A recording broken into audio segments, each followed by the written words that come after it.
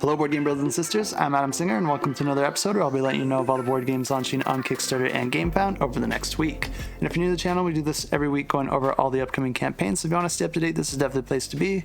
But before we get started, I do like to go over some news and announcements that I just found out about, but I don't really have too much to go over. There's not that much announced this early in the year, but I do have a few things to say. And the first one is that we have finally hit that 10,000 subscriber count. And this is something that I've been growing towards for years now. And now that I'm actually here, it's really not that big of a deal. It doesn't really change that much. It's funny when I started this channel how much I wanted to grow and how much these numbers did mean, but once you actually grow a channel to about this size, you start to realize that these numbers don't really change anything, but it is still something to celebrate because just growing a channel to this size is what changed that perspective for me, because all of the comments and all of the support and all of the encouragement for me to get it to where I am now has just made such an impact. And I've chatted and even met with many of you, and it's just really awesome to see the community that this has grown into, and I'm just really proud to be a part of it. And if anything comes out of this 10,000 subscriber milestone,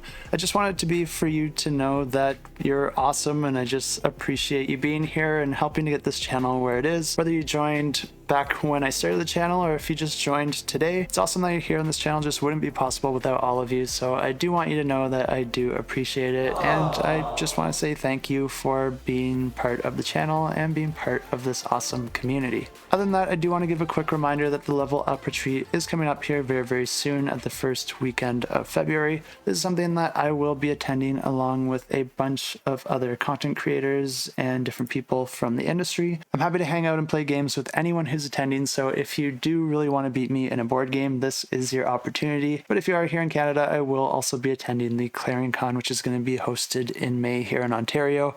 And I know this one's a little further away, but I'll leave links to both of these in the description below. And I do also have a discount code for the Level Up Retreat if you haven't bought your ticket yet. So make sure to check that out and save yourself a few bucks and come attend and hang out with us and have a ton of fun. I do also like to give a quick shout out to a couple awesome people that I work with to keep track of all these upcoming campaigns so that I can put together videos like this one here today.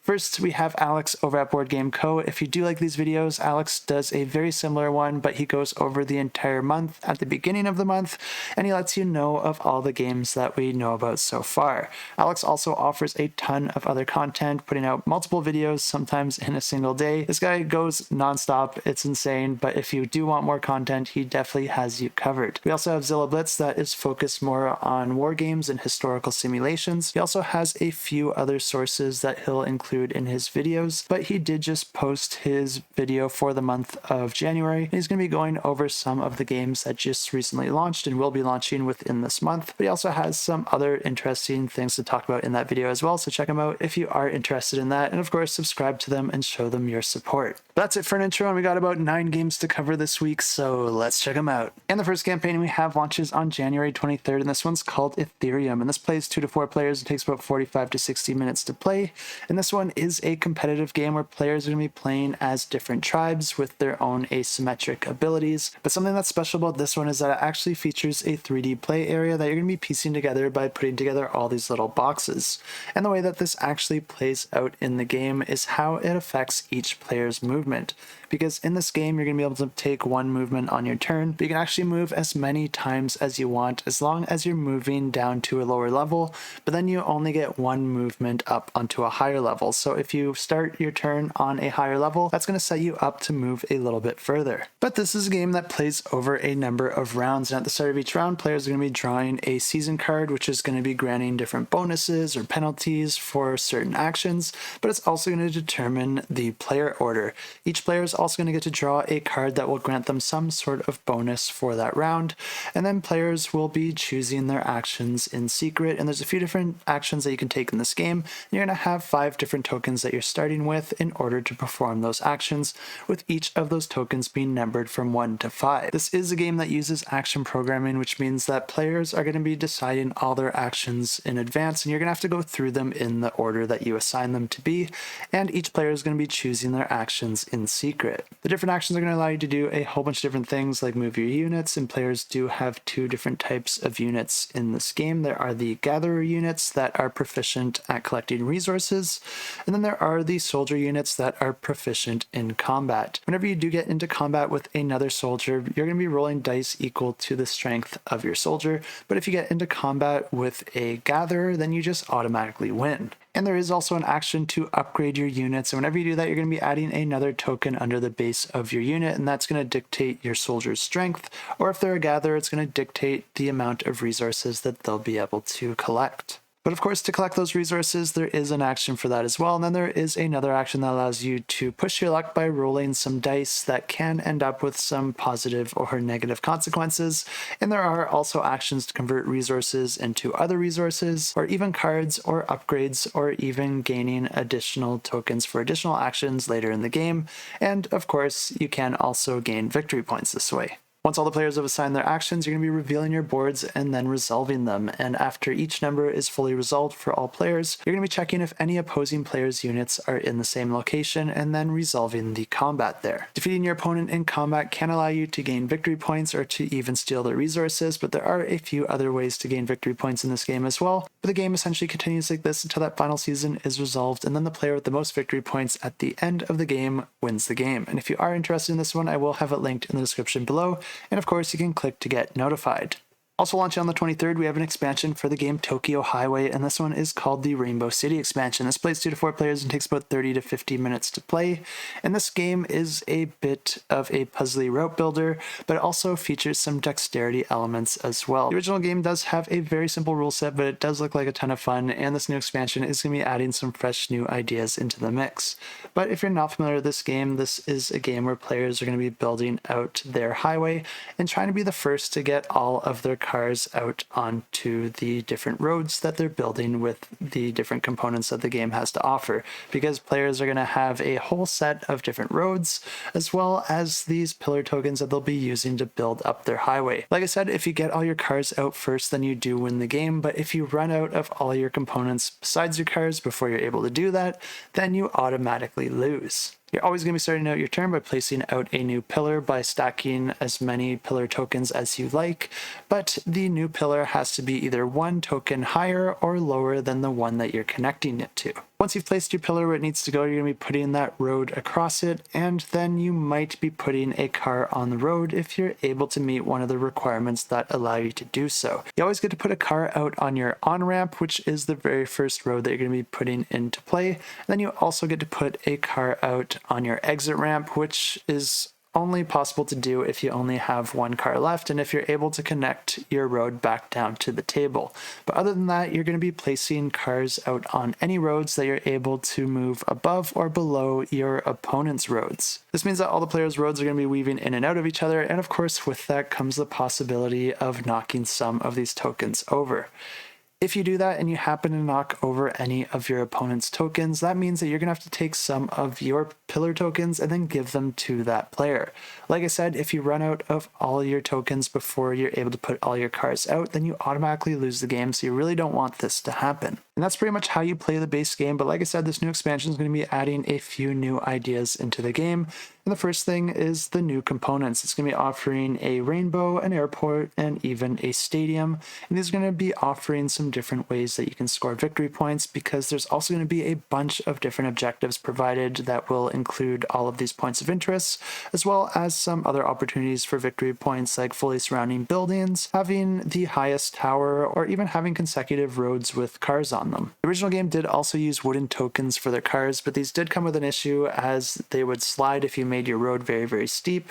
So in this version, they will be providing you with a rubber alternative so that these cars won't slide nearly as easy. A really cool game here with some incredible table presence, and if you are interested in this one, you can find a link to it in the description below. Also launching on the 23rd, we have the second printing for the game Earthborne Rangers, which plays 1 to 4 players cooperatively.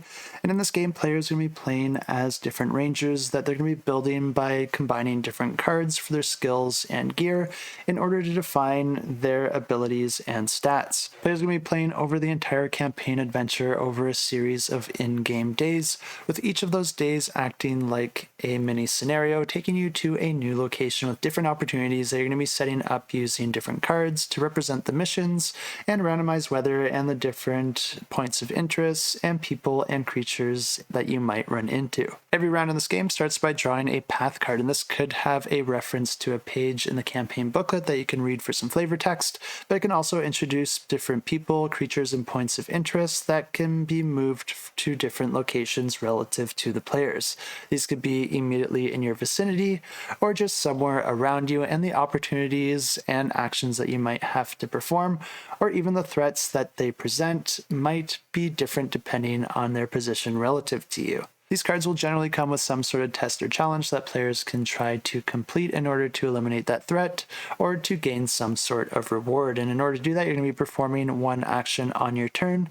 And one of those actions is to try and complete one of these tests for any of the cards in play. Or instead, you could choose to spend some of your energy to play one of the cards in your hand to help in the various aspects and challenges that are available. Or if you feel like you've done everything that you can in this round, you can always take the rest action, which is going to be preventing you from taking any more actions in the round, but it does also come with some benefits and it will resolve all of your rest effects. But otherwise, at the end of your turn, you're going to be drawing another card from your ranger deck and then refreshing some of your energy. The round continues like this until all the players have decided to rest, and that's going to signal the end of the round.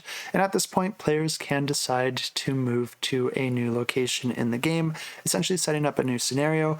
But in order to do that, you have to have accomplished two different things. You would have had to eliminate all the obstacles out in the play area, so those are any challenges that are marked with the obstacle tag, and you would also have to have gained enough progress to meet the requirements of your current location.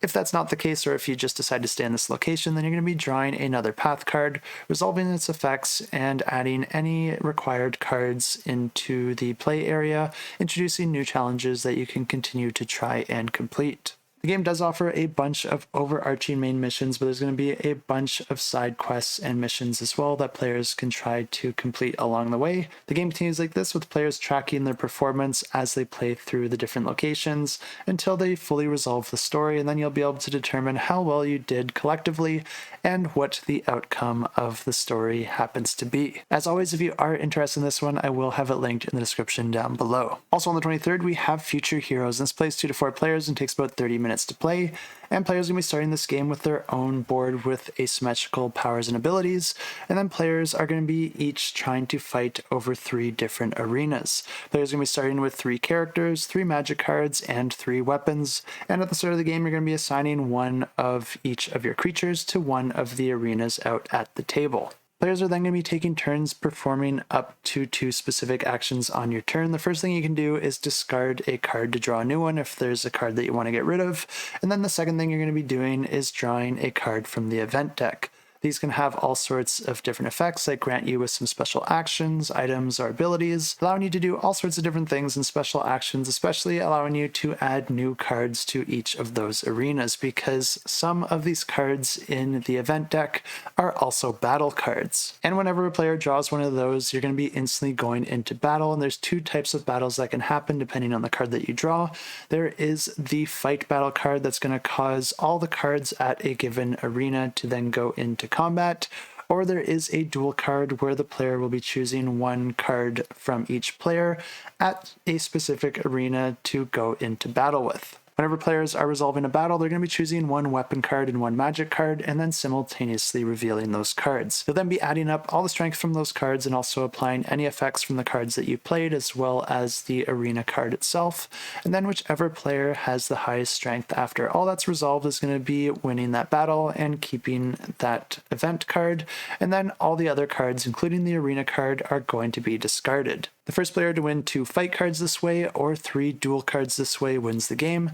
And of course, if you are interested in this one, I will have it linked in the description down below. Fortunately for this one, I accidentally only recorded the audio, so I'll just go ahead and play that for you now and just pretend I'm a ventriloquist or something, because also launching on the 23rd on Gamefound, we have an expansion for the game High Frontier for All, and this one's going to be adding an economy module. But if you're not familiar with the original game, this is a game game where players are going to be taking turns flying around in space, racing to build factories and create colonies out in the different planets that you're going to be encountering. And you're going to be bidding for cards at the start of each round in order to help you with your actions. Then you're going to be moving your rocket one space and performing a main action as well as many free actions as you are able or want to perform. At the end of each round, you're going to be moving the round tracker forward, which can have all sorts of different effects. But this new expansion is going to be adding the ability to buy and sell shares in different companies. But what's interesting about this is that having the most stake in a company actually makes you chair of that company. This gives you the power to decide whether you want to pay out dividends to the shareholders or instead invest the funds back in the company,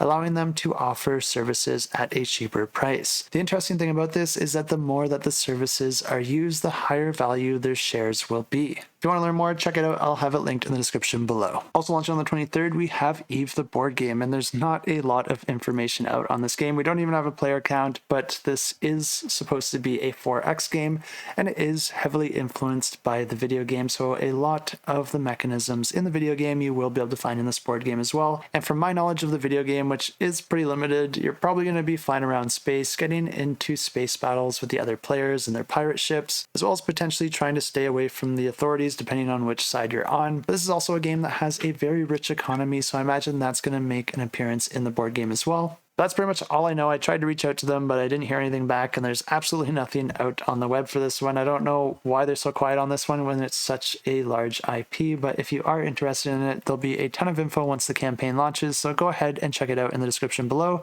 and click that notify me button so that you can check everything out once it actually launches on Kickstarter. Launching on the 24th, we have Storm Raiders, and this plays 1 to 4 players. It takes about 60 to 90 minutes to play, and this one is a competitive game that takes place in a post-apocalyptic future where the world has turned into a splintered desert wasteland. And if you are a fan of Garfield games or games by Shem Phillips, then you'll definitely want to check this one out because Shem Phillips is the designer of this one. And this one is also my own personal pick of the week, and one of the main reasons for that is that Shem Phillips is a reliable designer, but then also I think this game just has some really interesting mechanisms with the different ways that the dice work in this game and the different puzzles that those present. And I also really like the fact that you get 3 different types of vehicles in this game that are going to allow you to move across the map in different ways. And within these 3 types of vehicles, there's a bunch of options that you could end up with that can make each game very different than the last. Not only that, but each player is going to be playing as a specific character that brings in their own ability as well. But essentially, players are going to be playing the majority of the game on their own personal player board in order to assign their actions, then using those actions to move around and interact with the world. But what's interesting here is that even though you do have 3 vehicles, you only do have just 1 token out on the board. Using the different vehicles is just going to allow you to move that token in different ways. You do also want to be a little careful with how you use your vehicles and also with the dice that you assign to them, because each of the vehicles will come with some restrictions that if you breach those, that's going to be causing damage to your vehicle. And anytime you do that, you're going to be filling in one of your dice worker placement spots with one of these damage dice, limiting the amount of times that you can use that vehicle. If you need to put a damage die there and it's already completely full, you're going to be raising the damage on your tracker on your actual board, which will also subtract from your victory points at the end of the game.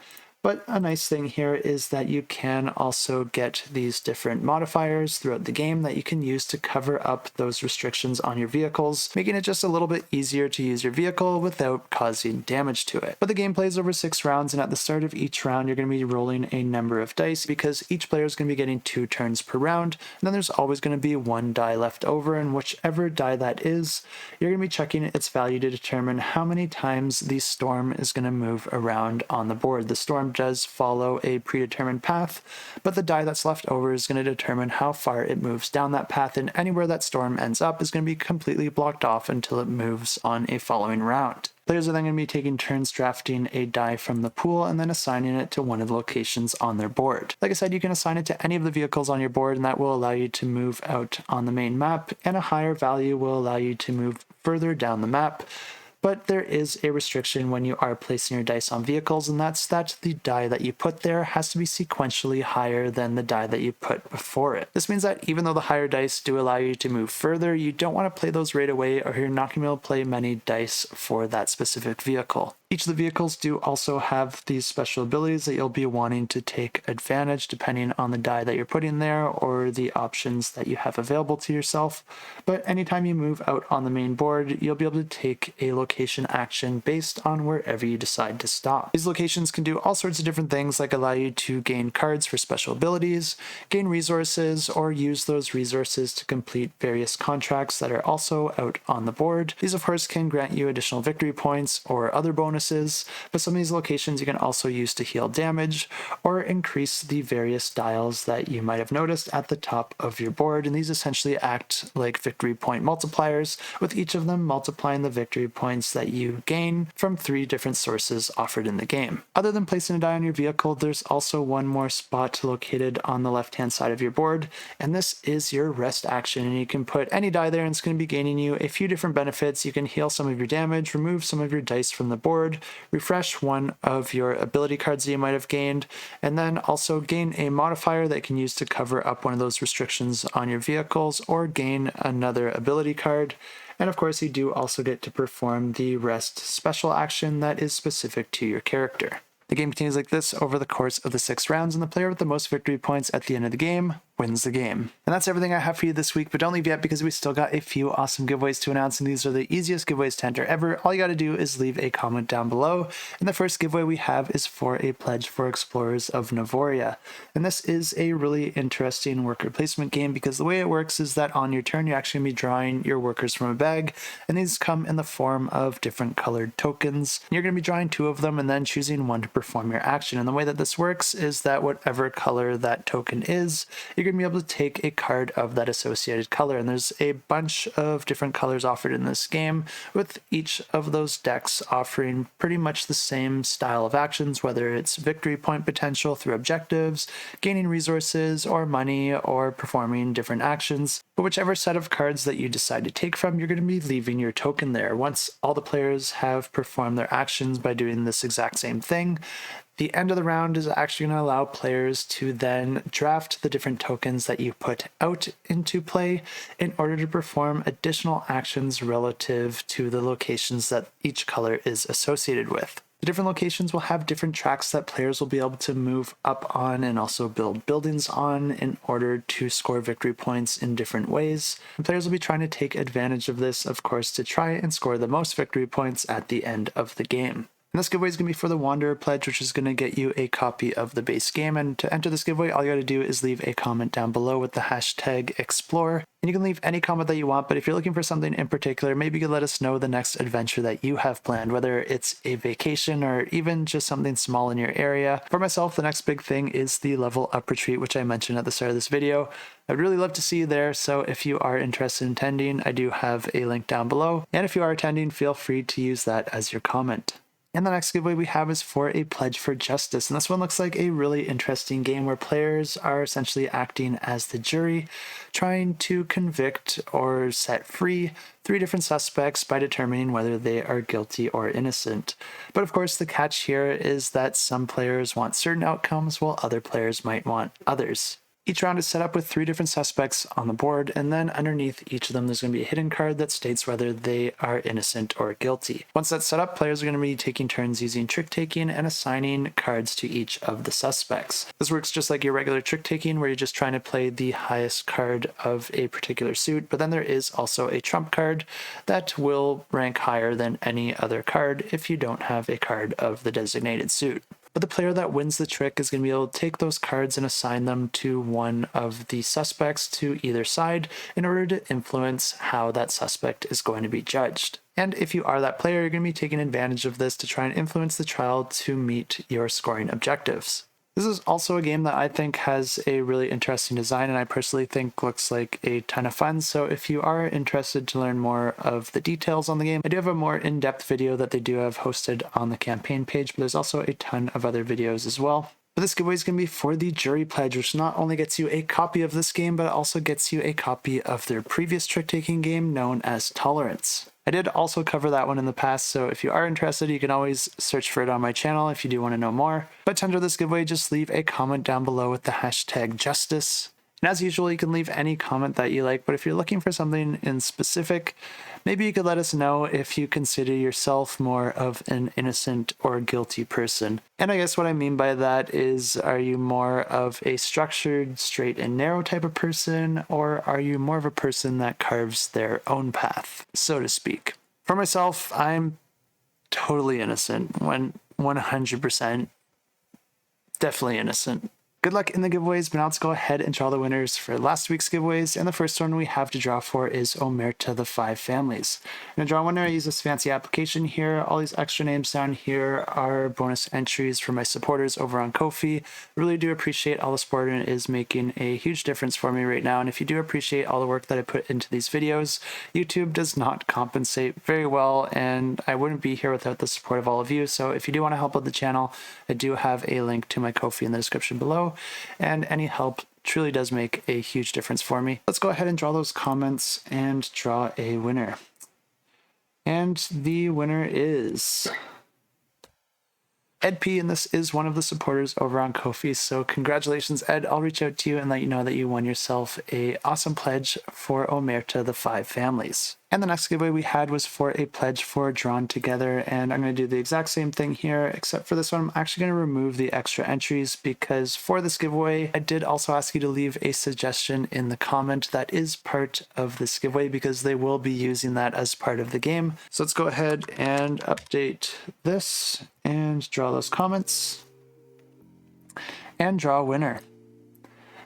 And the winner of the Drawn Together pledge is Yvette Rodriguez, and she says that the game looks like a lot of fun, and her suggestion is to create a set of drawings that players will be trying to influence, either to look like a flame or a kind of animal or house shape. I guess you'll just have to figure that out with the publisher. But that's everything I have for this week's video. I hope you all had a fantastic week with lots of games. I've actually finally been getting some games to the table on a regular basis since the start of the new year. We've been playing games every single Monday, which has been great. It was pretty tough for me to find time last year with just moving into this house, and it still is pretty tough, but I'm making it work. So far, it's been mostly some of my favorites that I already know how to play, but I'm hoping to get some new ones to the table very, very soon, and I hope you do find the opportunity as well. So as always, thanks so much for watching, and until next time, keep that shelf cluttered and the table full.